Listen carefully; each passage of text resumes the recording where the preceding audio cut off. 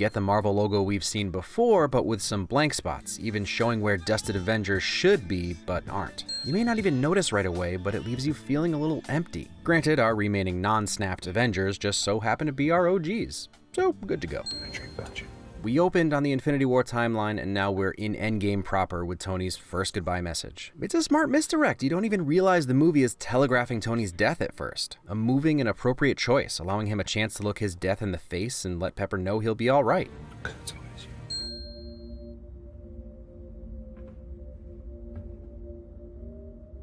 This is also the same subdued but gorgeous piece of music from Alan Silvestri used during Tony's funeral.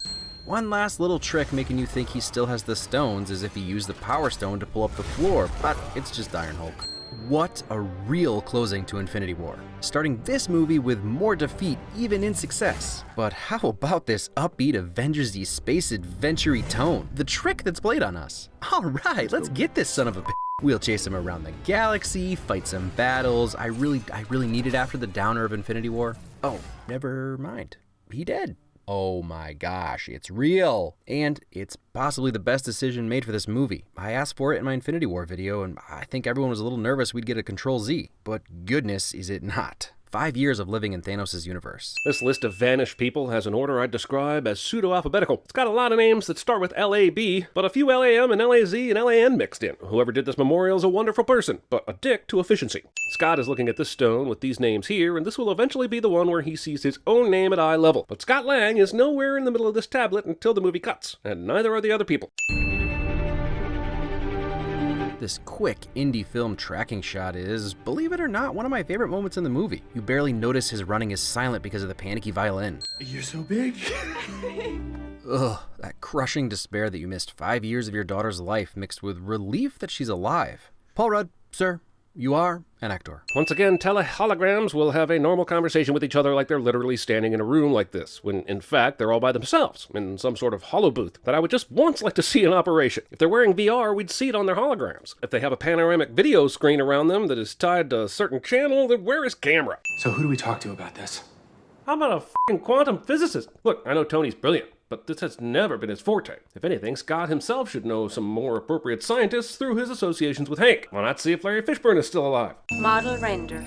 Holy Tony solves the eternal question of time travel in less time than it took to actually write the scene. Why the does Pepper need 5 lamps and 1 lit candle to read a book about composting? What's new with composting? Interesting science. No, I can't help everybody. Sort of seems like you can. Not if I stop. I can put a pin in it right now. Jokes aside, if this isn't character growth, Tony doesn't ask for permission, he just does. But now he has a partner and is genuinely asking for Pepper's advice. Trying to get you to stop has been one of the few failures of my entire life. Pithy one-liner aside, he totally stopped. He's out here raising a family in a goddamn cabin in the woods, washing his own dishes and tucking his kid into bed at night. He's not out there Iron Manning anymore, so this line is a big old sack of Something tells me I should put it in a lockbox and drop it to the bottom of the lake. But would you be able to rest?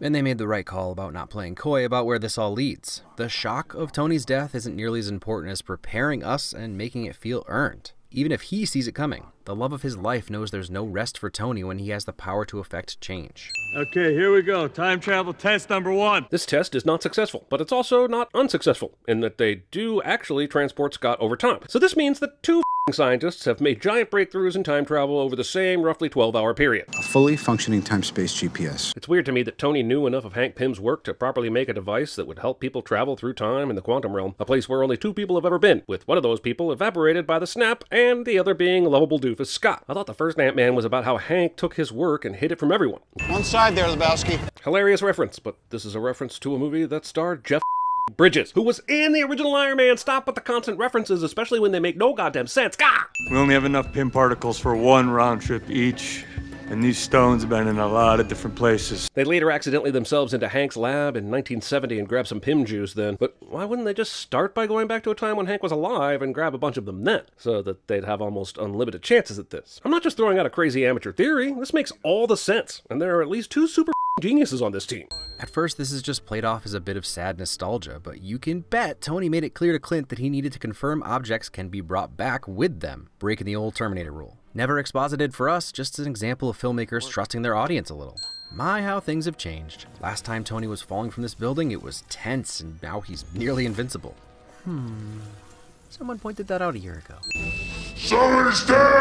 I know, and what's really f***ed up is how you could just jump down that open part in the middle and not have to mess with them at all. And I'm gonna need that case. Movie makes it seem like ownership of the Tesseract was hotly contested right after the Battle of New York, and I'm sorry. If you listen to Nick Fury talking to Shadowy Powers Booth at the end of the Avengers, it sounded like it was up to Fury whether Thor took the Tesseract back, not Alexander Pierce. And Fury thought it was a good thing Thor was taking it away. Also, this is all happening like minutes after the Council decided to nuke Manhattan in the original Avengers, mind you. But the Secretary himself is here in no time? Was he seriously not outside the blast radius when they gave the order? This supposedly secure top-secret government case opens in midair after Hulk crashes through the door. Yes, Hulk is strong, but the case was not touched by the door or Hulk as he came crashing through. If the sheer whiplash of this violence opened the case, then Tony should be dead. I'm totally from the future. I really need to talk to you. It is awesome in a multi-layered way how the time travel gambit not only allows for this movie to correct a wrong, but to also allow some key characters to see their loved ones once more in a completely natural and unplanned way. It's an unexpected bonus, and it deserves a send-off. Wait!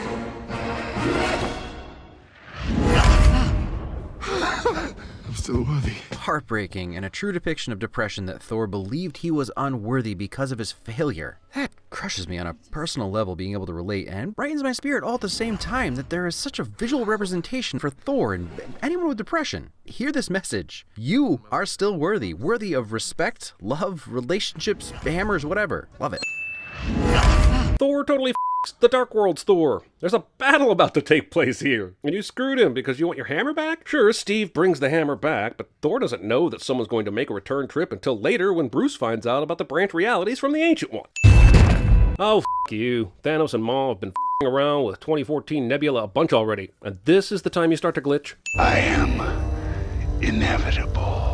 Damn, Nebula's got some sick editing software in her memory banks, considering she was all the way over here, but the camera's fixed on Thanos' left side. Get this back to the compound. Shoot up. What's in New Jersey? Okay, there's no rush to do this. There's no reason not to tell Scott where they're going and why, other than to be dicks. Look, I know Marvel has an excellent track record with their de-aging tech, but this job on Michael Douglas is straight out of Tron Legacy. Ooh, that look. Destroyed but still in love and so excited to see her look. Ooh. I thought my dad was tough on me. And now, looking back on it, I just remember the good stuff. Such a gift to give Tony this closure with his dad, one of his most strained relationships. Let's just say that the greater good has rarely outweighed my own self-interest. This whole sequence is emotional, very emotional indeed, but Howard spilling his guts to an ostensible stranger, along with Cap accidentally into the office adjacent to Peggy, feels so forcibly contrived it might as well be from a standard-ass rom-com. In order to take the stone, you must lose that which you love. Whew! Good thing they just happened to send these two bosom buddies up here and not like Rhodey and Scotch. And even with the victory of the stone, Alan Silvestri's score reinforces the dread and despair we are all feeling. What do you think is coursing through my veins right now? Cheese whiz. This is an emotional scene. Natasha is dead. They're about to bring back their loved ones. Thor, who's been racked with guilt and is depressed over his failure to kill Thanos, is pleading seriously with his team to do the unsnap. And Cheese Whiz somehow enters this script right now. Let me do something good, something right. I really wanted to open a can of worms this week and talk about Thor, but I just have way too much to say, so I have to put it off at the conclusion. Right now, I'll say this is another crushing Thor moment that brings me to tears every time I see it. It's a perfect representation of Thor fighting against his depression and trying again to undo it with a quick fix, to atone for his internalized sins, something we all know doesn't work. His friends finally see it. You're in no condition. Tony isn't talking about Thor's weight gain, and his instant defeat in the way he hangs his head makes the blood drain from my body. It's gotta be me. But the radiation's mostly gamma. It's like, I was made for this. But also, does everyone get the best moment from their entire 10-year story, or what? This is a payoff from the Avengers. So you're saying that the Hulk, the other guy, saved my life? It's a nice sentiment. Saved it for what? I guess we'll find out.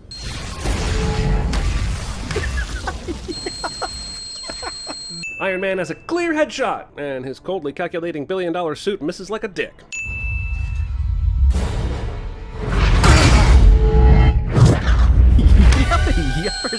Yup, Cap is worthy. Okay, fine movie. Have a sin back. Doesn't even need to say it this time. On your left. This is the moment that got me. You can have your Avengers assemble and your Cap hammer beats, and they're great, but nothing brings the goosebumps like this subtle, humble callback that indicates the mother Cavalry's coming. This is the entire movie, right here. 5 sins off. Hey, Sam's finally the faster one. Also callback, clearly.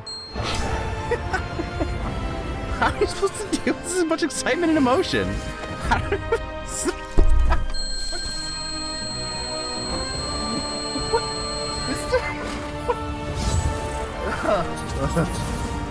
Oh, it's still going.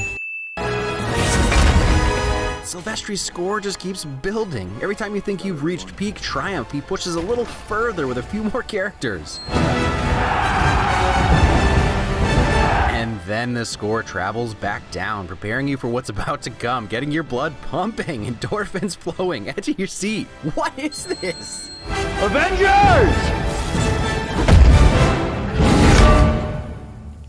Assemble. Cap! What do you want me to do with this damn thing? Get those stones as far away as possible! No! We need to get them back where they came from. This might be the dumbest part of the movie, because Cap and Hulk's orders are not mutually exclusive. They should be getting the stones as far away as possible so that Thanos can't get them. And they can always take the stones back after they beat Thanos anytime they want to solve the branch reality problem. Also, I understand the Avengers have little comm things constantly in their ears, but how the is Valkyrie on this frequency? And if all of them have that, how can they hear any one person talking? I don't know how you're gonna get us through all of that. Really? Did you not see her pile drive a giant spaceship a minute ago? The real question is, I don't know how all that is going to get through her. She's got help.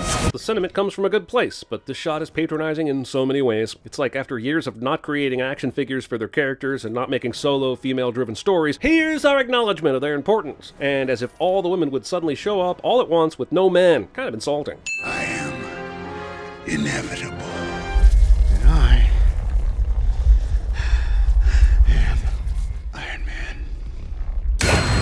What can you even say?